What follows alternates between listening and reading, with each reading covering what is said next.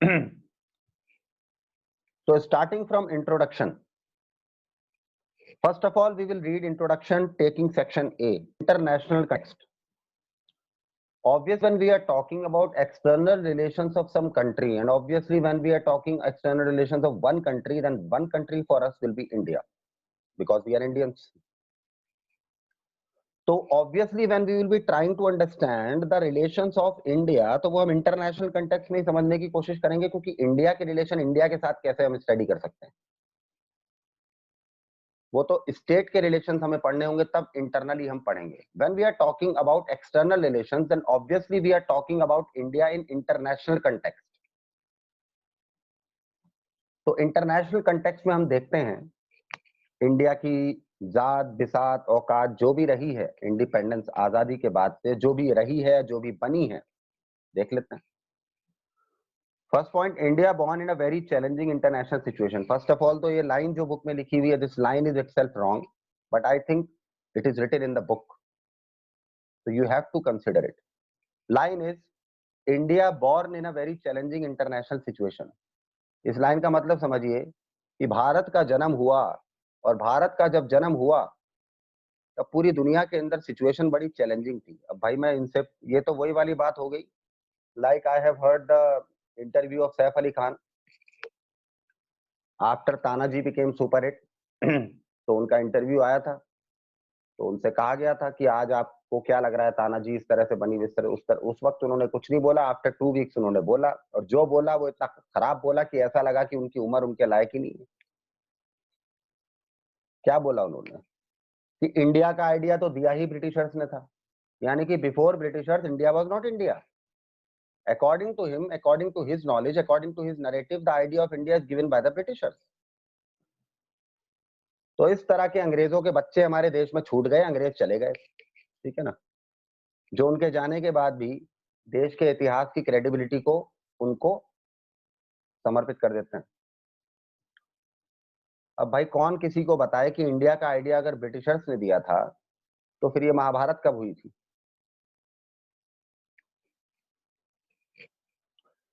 तो इतनी बड़ी बड़ी उम्र के लोग हैं जो खुद की नॉलेज इतनी करप्टेड रखते हैं, वो अपने बच्चों को क्या सिखाएंगे, आप सोच सकते हैं.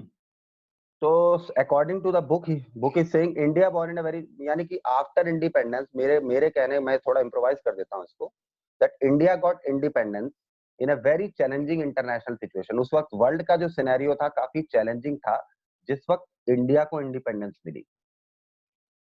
The straight away question will be coming in your mind, sir why, ऐसा क्या हो रहा था. देख लेते हैं what was the so challenging जिसमें इंडिया ने अपना जन्म लिया इंडिपेंडेंस के बाद. The world was undergoing a reconstruction after a devastating war. Actually, the situation was challenging because just before independence of India, or I would say just 2 years before the independence of India, the world was free from a devastating war named as Second World War.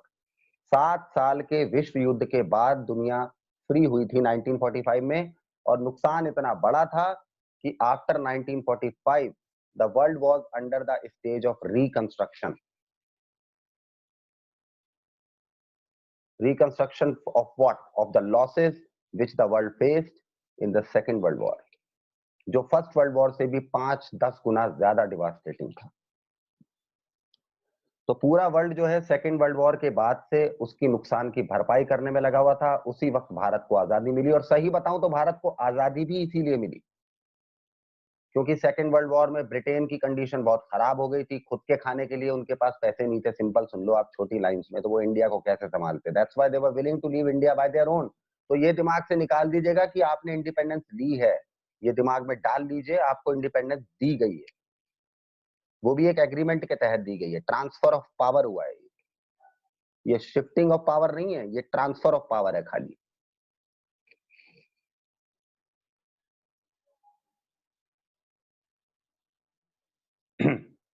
So the world was under reconstruction after a devastating war. Next point, still trials were being done to establish an international was under process.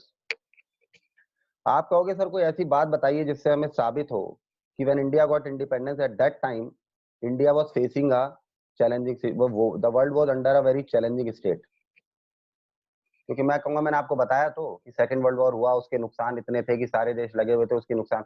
बोले sir नुकसान होने के बाद भी अगर किसी को समझ नहीं आई तो हम कैसे मान लें कि वर्ल्ड को एक चैलेंज लग रही है वो सिचुएशन? मैं कहूंगा हाँ।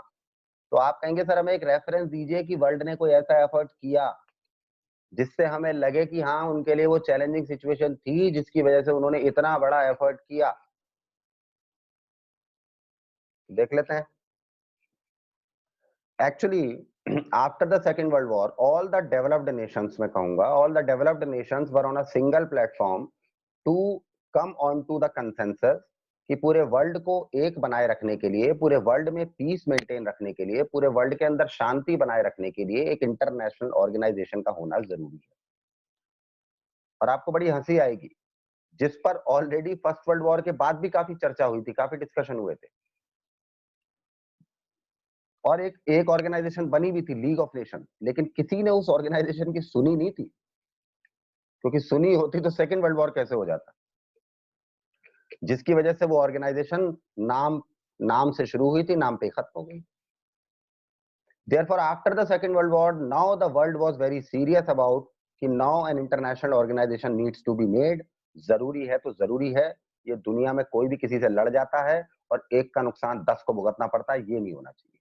There should be a mediator body, there should be a medium जो कहीं पर भी अगर कुछ हो तो उसको कंट्रोल करने के लिए मौजूद। Therefore, at that time, the world was under a serious thought process कि हम एक नई इंटरनेशनल ऑर्गेनाइजेशन को बनाएं, और उस नई इंटरनेशनल ऑर्गेनाइजेशन के ट्रायल्स चल रहे थे कि वो इंटरनेशनल बॉडी कैसी हो, कैसी होनी चाहिए, इसके फीचर्स क्या होंगे, ये होंगे वो होंगे। एक्चुअली मैं आपको सिंपली बता दूं, the body, international body which was made after the first world war in 1921 which was the league of Nations, उसी को इम्प्रोवाइज करके एक दूसरा नाम देकर एक नई बॉडी के नाम से डेवलप करने के ट्रायल्स किए जा रहे थे।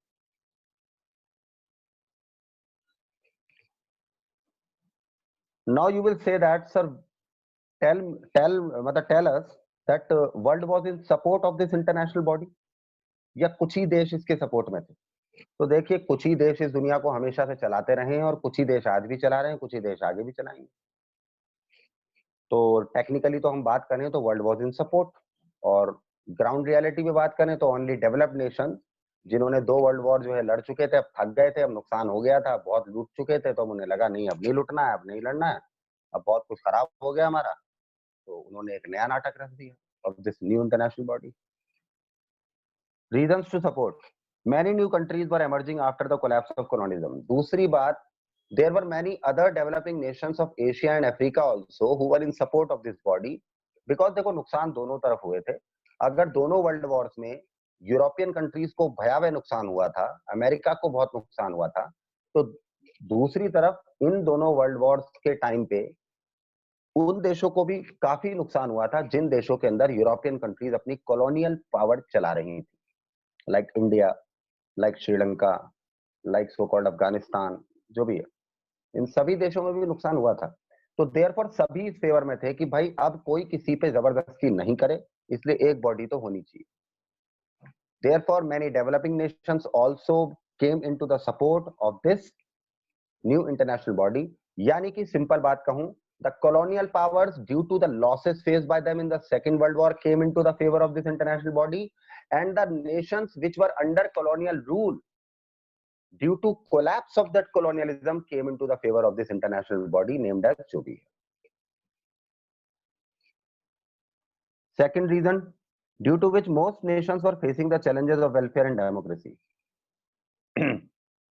इसका मतलब हम ये कह सकते हैं कि ये सारे देश सपोर्ट में आ रहे थे, इसी वजह से ज्यादातर देश उस टाइम दुनिया में ऐसे हो गए थे जिनके पास अपने देश की व्यवस्था या सिस्टम को सुधारने का बहुत बड़ा चैलेंज सामने खड़ा था। क्यों? क्योंकि उस वक्त तक सब या तो कोई पिटा था या कोई पीटने वाला था। मतलब no nation was in a stable state at that point of time. या तो कॉलोनियल पावर्स नहीं थी या colonial under colonial power nations रहे थे, यानी कि गुलाम और राजा की कहानी चली थी तब तक। तो ऑब्वियसली एक गुलाम था, एक ने गुलाम बना रखा था, तो दोनों ही स्टेबल स्टेट में नहीं थे।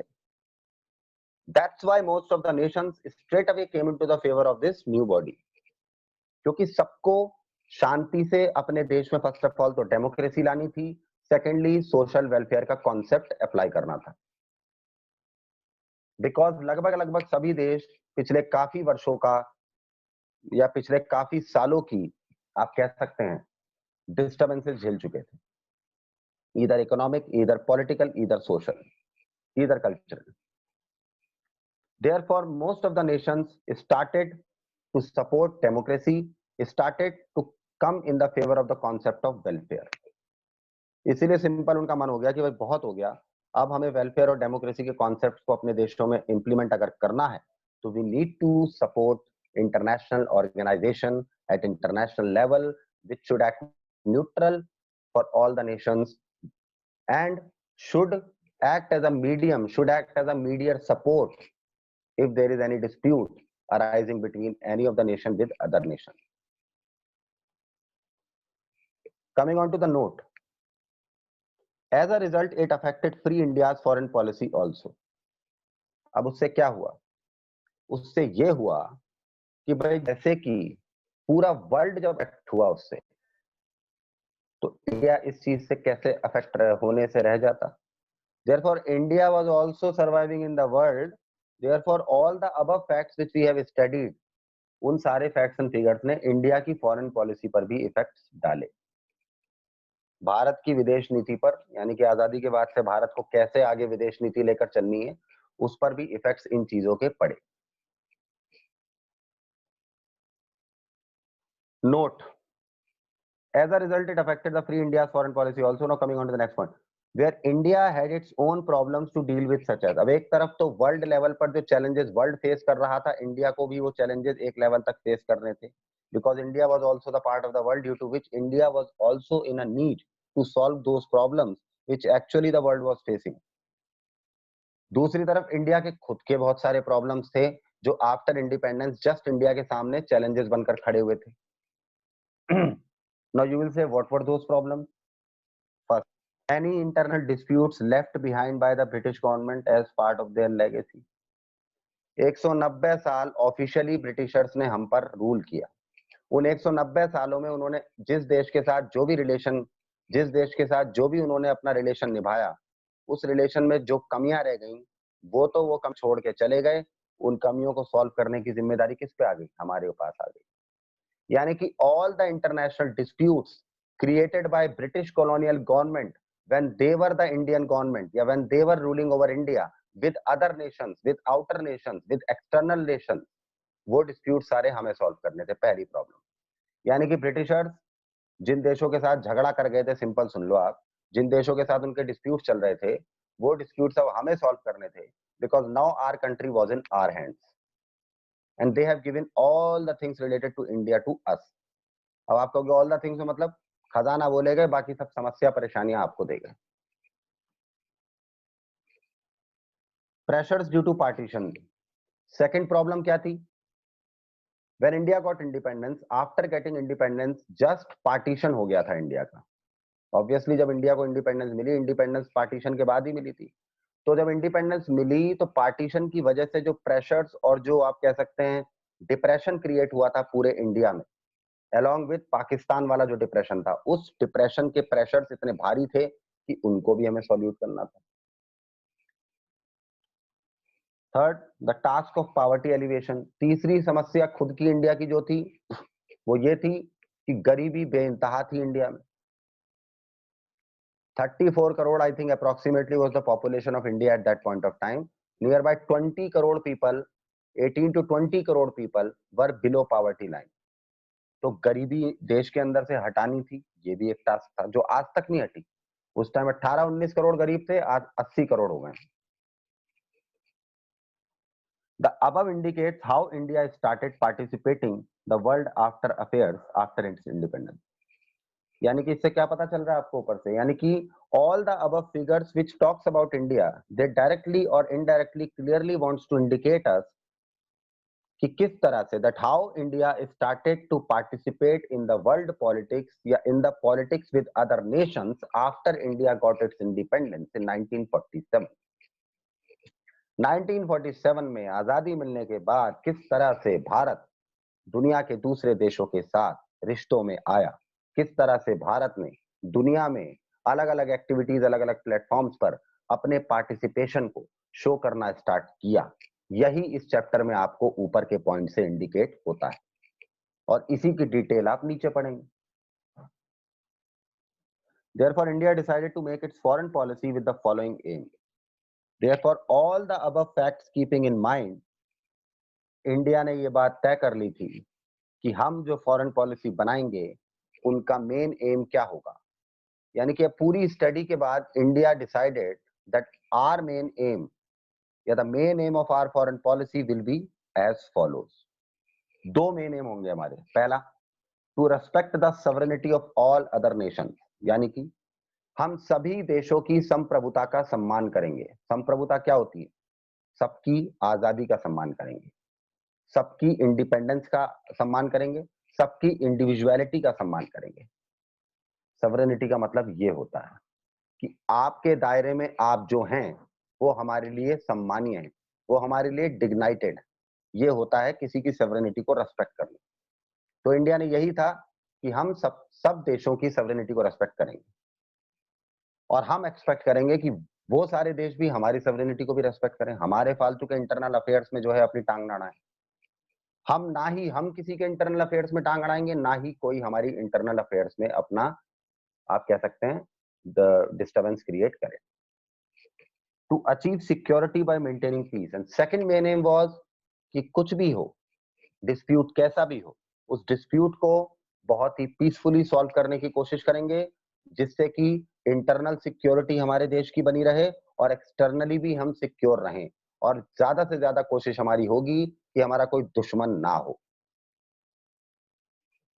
वो अलग बात है कि आपके पड़ोस में 3 दुश्मन हैं आप। Fact check. अब आप कहेंगे सर एम बनाया, एम पूरा भी हुआ, देख लेते हैं। Can be seen clearly in the directive principles of the state policy written in the constitution of India. अब देखिए फैक्ट चेक में तो हम यही देख सकते हैं, the above aim which is being decided या which is being seen as कि this was the decided foreign policy या this was the decided aim of the Indian foreign policy after independence by the Indian government, उसके हिसाब से देखा जाए तो हमें इसके रेफरेंसेस कॉन्स्टिट्यूशन में मिल जाएंगे, directive principles of state policy में। जहां पर अगर हम पढ़ेंगे उन चीजों को तो हमें पता चलेगा दैट यस, हमारे कॉन्स्टिट्यूशन में इन चीजों को जगह दी गई थी और हमारे कॉन्स्टिट्यूशन से ही चीजों को निकाल के हमारी फॉरेन पॉलिसी में डाला गया था। तो वो चीजें, वो फंडामेंटल्स आपको मिलेंगे डीपीएस में, DPSP, directive principles of state policy. ये था first point, legacy of India foreign policy. अब इंडिया ने डिसाइड कर लिया हमें फॉरेन पॉलिसी ऐसे बनानी है, ये भी डिसाइड कर लिया that this will be the aim of our foreign policy. Now अब आना था काम टेबल पे, और जब काम टेबल पे आता है तब प्रॉब्लम्स रियल में क्या हैं वो सामने आती है। Now the problems of India in making its foreign policy क्या थी। Now we have to see that what were the problems of India in making its foreign policy. Decide कर लिया, एम डिसाइड कर लिया, ऑब्जेक्टिव्स डिसाइड कर लिए, good. But now India is in preparation of its foreign policy. अब problems क्या थी उस फॉरेन पॉलिसी को बनाने में, ये देख लेते हैं जो कि सामने आई। First point, India was a developing state, कि हमें फॉरेन पॉलिसी बनाते वक्त इस बात का ध्यान रखना था कि हम कोई बहुत बड़े रियासती देश नहीं थे, हम एक गरीब देश थे, हम एक डेवलपिंग कंट्री थे, हम एक डेवलपिंग स्टेट थे। Second point, therefore lacked resources to advocate its problems in the international system. अब आप कहोगे और बनाते वक्त ये गरीबी का ढिंडोरा क्यों पीट रहे हैं आप, हमारा देश गरीब था तो? Actually according to the book तो वो डेवलपिंग बोल रही है, but I am telling that India was a poor state rather. मैं कुछ इस रेफरेंस में कहना चाह रहा हूं because actually when Britishers left India at that point of time हमारे देश के कई लैंड्स रिसोर्स लेस हो चुके थे। वो तो अलग बात है कि हमारे नेचुरली बहुत रिसोर्सेज एनरिच्ड लैंड्स हैं हमारे देश में जो ब्रिटिशर्स लूट लूट कर भी नहीं लूट पाए। अदरवाइज ब्रिटिशर्स ने कुछ छोड़ा नहीं है आपके, और अगर नेचुरल वे में अगर आपके हर रिसोर्स को लूट पाते हो तो वो लूट भी ले जाते और आप कुछ नहीं कर पाते। ये तो प्रकृति का आप पर और हम पर थोड़ा कृपा है कि यहाँ पर कुछ चीजें हमेशा थी, हमेशा हैं और हमेशा रहेंगी, इसलिए सामने वाला कितना लूटेगा उन्हें। वही ब्रिटिशर्स का हाल था, जिसकी वजह से मैं आपको पहले ही बता दूं, when britishers came to india at that point of time, india was used to construct 17% gdp of the whole world। और जब ब्रिटिशर्स 17 नहीं 24 sorry 24% of the GDP of the whole world. और जब ब्रिटिशर्स हमारे देश से गए तब 2.5% जीडीपी थी इंडिया की पूरे वर्ल्ड की, और पॉपुलेशन इंडिया की नंबर 3 पे थी उस वक्त, नंबर 2। आप सोच सकते हैं। तो first problem was that India was a developing state. Second, therefore lacked resources to advocate its problems in the international system. इसीलिए इंटरनेशनल सिस्टम में इंडिया को अपने आप को सेट करने के लिए, अपनी प्रॉब्लम्स को रखने के लिए, अपने प्रॉब्लम्स को सॉल्यूट करने के लिए, सभी देशों को साथ लेने के लिए रिसोर्सेज पूरे नहीं थे। यानी कि India was not having complete resources, India was in lack of resources to solve its problem actually. In both context I would say, book तो इंटरनेशनल बोली, मैं बोथ बोलूंगा, internally as well as externally. Planning बना ली थी, but planning पर चलने के लिए रिसोर्सेज इंडिया के पास सफिशिएंट नहीं थे, क्योंकि इंडिया सीधी सी बात है आजादी के बाद लुटा पिटा बैठा हुआ था। Note, the foreign policy of any country is influenced by both domestic and international environment. जो बात मैंने आपको ऊपर बोली थी, बुक में नहीं थी, वो चीज अब बुक ने अब बोल दी। Why it is very necessary for country, why it is necessary for any country to count whether that country is in a developing state or a developed state when we talk about its foreign policy? First question. Second question, why we talk about the lack of resources of any country when we talk about its foreign policy? Second question. तो answer हम ले चुके हैं, because both the things are very necessary in seeing that, in soluting that, whether that country is able to solve its problems in the international system or not. और international system में problems वो country तभी solve कर पाएगी जब वो अपने internal system को बेहतर बनाए। बिकॉज इससे हमें क्या रिजल्ट निकला, यानी कि it means that foreign policy of any country is influenced by both the factors, is influenced by both the environment, internal environment of that country and external environment of the world in which that country is living in.